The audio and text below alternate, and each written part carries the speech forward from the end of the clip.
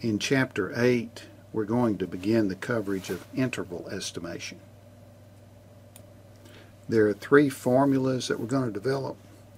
The three cases when you want to estimate the population mean and you know what the value is for the population standard deviation. And there's a case where you want to estimate the population mean and you don't know what sigma is. We're going to talk a little bit about some rules of thumb about the sample size. And then there's another formula for estimating the population proportion. Now the big circular blob up at the top represents the population. When you calculate a measure for a population, it's referred to as a parameter. What we want to do is to estimate mu, the population mean. So the way you do that is you take a random sample and you calculate what x bar is. And x bar is your point estimate for that population parameter.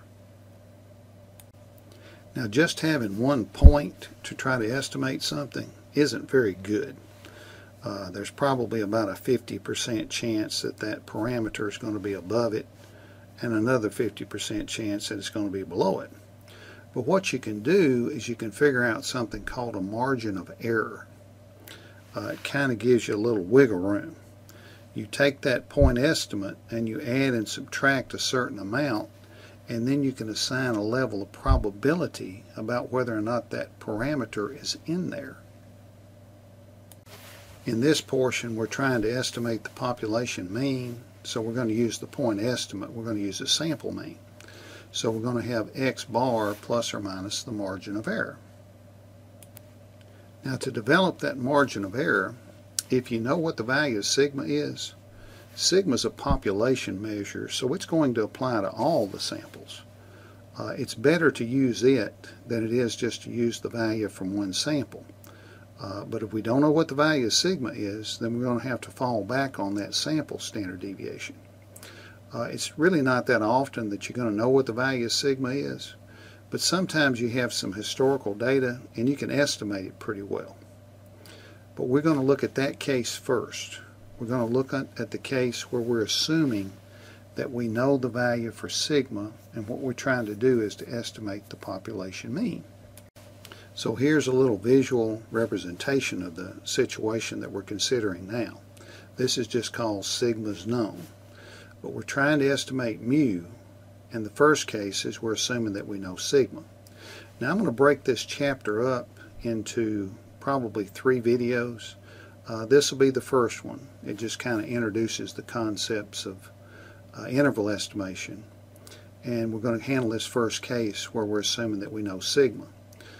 X bar is the point estimate of that population mean, of mu.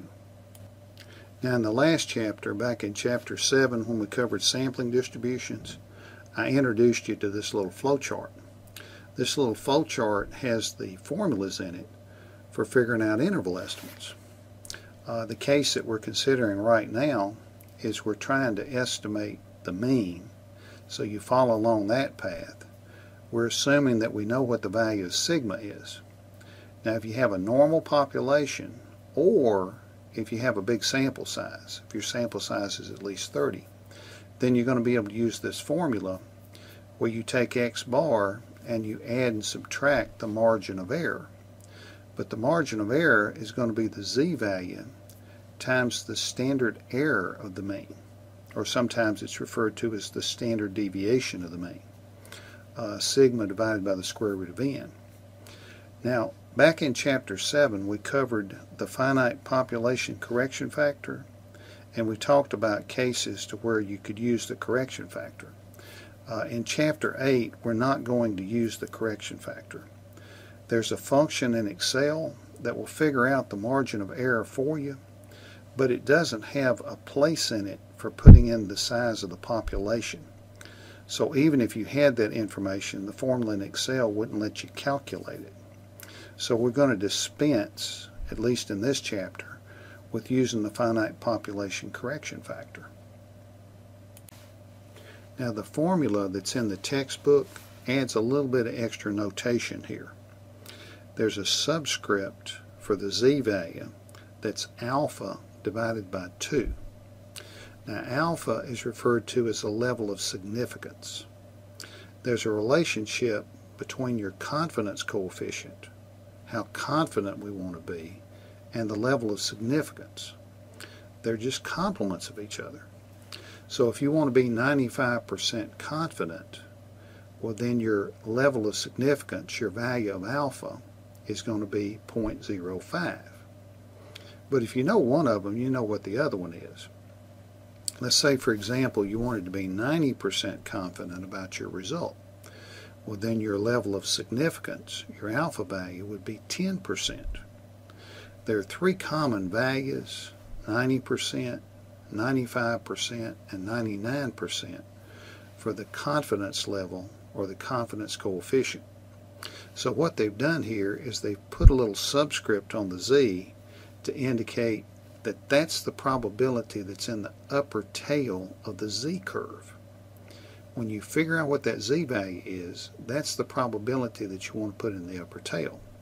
But the basic idea behind interval estimation is whatever that confidence coefficient is, whatever that level of confidence is, that's what you put in the middle of the Z distribution.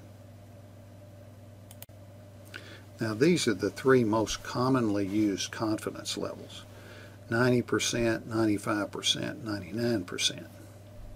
Now the confidence level and alpha, which is called the level of significance, they're just complements. They're going to add up to 100%. If the confidence level is 90%, then alpha is going to be 10%, or 0.1. If the confidence level is 95%, then alpha is going to be 5%, 0.05. Now when you cut that in half, you found the probability that's in the tail. You're going to have 2 tails. The confidence level is going to be in the middle, and then you're going to have the same probability in each tail. Now when you use the Z table, you need the probability that's below the point to be able to figure out what the Z value is. You could use the value in the lower tail, but that would give you a negative Z value. And what they want you to do in the textbook is to figure out what the number is for the upper tail. All right? So I'm going to show you some pictures so that you can see what this looks like. Now the first case is for 90%. The confidence level is 1 minus alpha. So if the confidence level is 90%, then alpha is going to be 10%. But the green area, that's where the confidence level is. It's going to be in the middle of the Z curve. So that means there's going to be 10% left to go in the tails. Half of that 10%, 0.05, is in the lower tail. The other half of that 10%, 0.05, is in the upper tail. Now in the textbook, what they want you to do is to figure out what the Z value is that separates the upper tail from the rest of it. So if you add up the probabilities, you have 5% that's in that lower tail, then you add the 90% that's in the middle, you've got 95% that's below the upper tail. And you can go inside the table, the Z table, and look up that 0.95, and you'll see that that number is exactly halfway between 0.9495 and 0.9505. The 0.9495 is for a Z value of 1.64. The 0.9505 is for a Z value of 1.65. So you just go halfway and you get 1.645 for the Z value. The 95% confidence level is the most commonly used value. When you have a 95% confidence level, then you're going to have 5% as the value for alpha. Half of that will be in the upper tail, 0.025, or 2.5%. And then the other half of it's going to be in the lower tail. Well, another way you can think of this, if I have 2.5% in the upper tail, then I'm going to have 97.5% in the lower tail. And I can get that Z value by looking up 0.9750 in the interior of the z-table.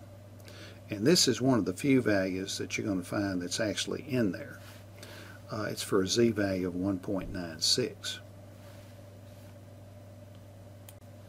Now I need to point out something that's a little odd about this one. When you do the 99% confidence level, that's going to give you an alpha value of 0.01. Half of 1% is 0.005.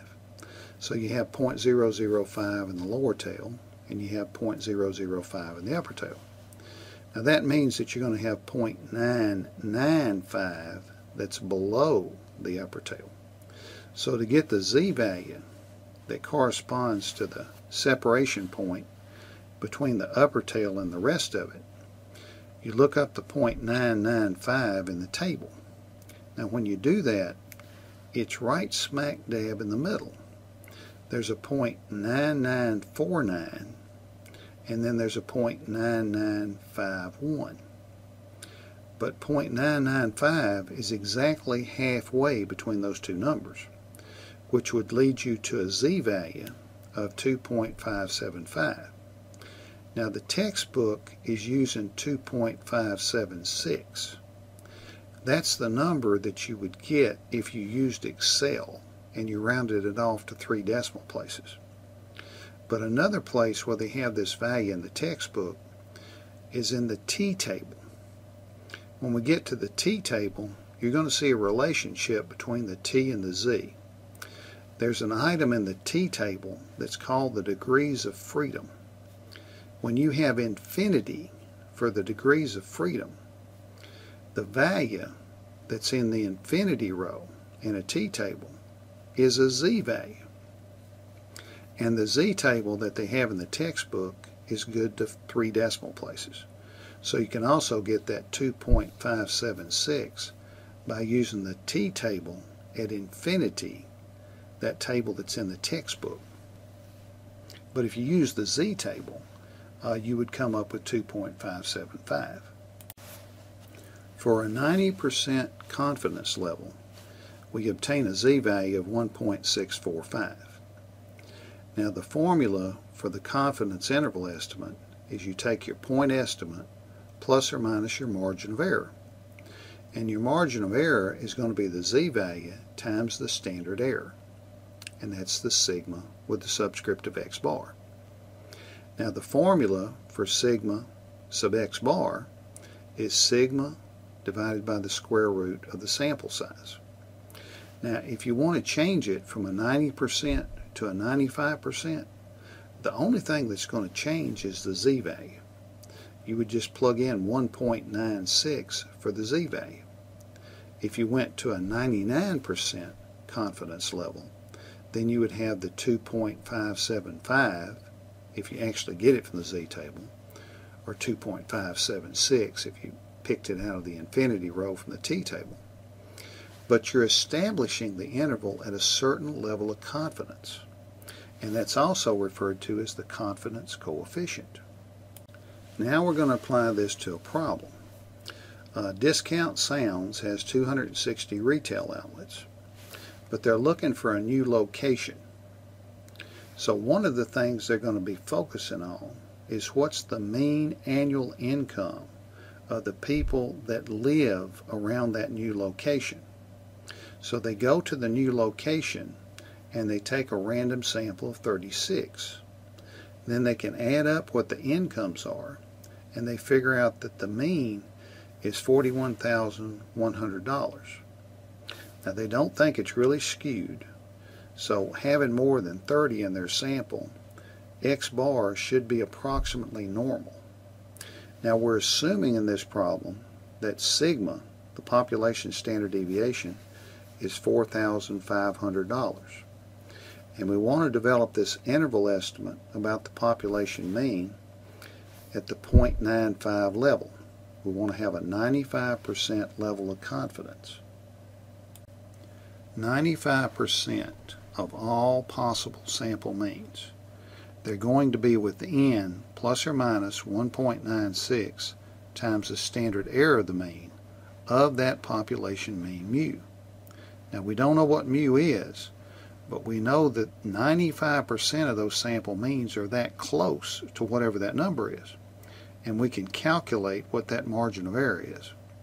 All we have to do is plug in the value for sigma, which in this problem was 4,500, the value for the sample size, which for this problem was 36, and multiply it times the 1.96, and we get 1,470.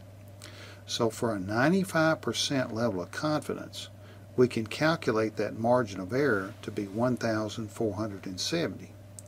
Now all we have to do to get that confidence interval estimate is to take the value of the sample mean and add and subtract the 1,470. So we take x bar, the 41,100, and we add and subtract the margin of error, which we calculated to be 1,470. Now when you take the 41,100 and add the 1,470, you get the 42,570. When you take the 41,100 and subtract the 1,470, you get 39,630. So we are 95% confident that the mean is somewhere in that range, that it's between $39,630 and $42,570. There's a small probability that this interval does not contain the population mean, but it's just not very likely. There's a 95% chance that it does. Now Excel has a function that's built into it that will calculate the margin of error. It's called confidence.norm. It has 3 arguments in it. The first argument is to give it the level of significance. That's 1 minus the confidence level. So if you want a 95% level of confidence, then you would put in 0.05 for the first argument. The second argument is the population standard deviation. You have to know the value of sigma if you're going to use this function. Then the last argument is the sample size. Part of the calculation of the margin of error is the sample size. But you get the z-value by specifying what the level of significance is, which is 1 minus the level of confidence. But it'll figure out that margin of error for you. Now once you have that margin of error, you just take the sample mean and you subtract the margin of error. That gives you the lower bound. You take that sample mean value and you add the margin of error, and that gets you the upper bound. The next slide shows the numbers. But the margin of error, which is down in cell C8, the 1,470 is calculated using the function in Excel, the confidence.norm function. You can take the sample mean, which there's also a function, the average function in Excel will calculate that for you. But you can take the sample mean and add the margin of error to get the upper bound. You subtract the margin of error to get the lower bound. But we're 95% confident that the mean of this population is between 39,630 and 42,570. Now this slide shows the values, the lower bound and the upper bound and the margin of error for the different levels of confidence. When you use 90%, then the z-value is going to be 1.645. When you use 95%, your z-value is going to be 1.96. When you use 99%, if you're using Excel, and if you rounded it off to 3 decimal places, you'd be using 2.576. And 2.576 will give you the 1,932 for the margin of error. Now, the interval estimates, where they subtract the number, they add the number to the mean, they're given out to the right. But what I want you to notice is the margin of error. The margin of error is always going to increase when you increase your level of confidence, everything else being the same. If you want to be more confident, you're going to have to reach out further. You're going to have a wider interval to achieve that greater level of confidence. Now I'm going to prepare separate videos for the other two cases, but I want to end this video with just a little discussion about the sample size. If you had normal data, any sample size is going to work for you.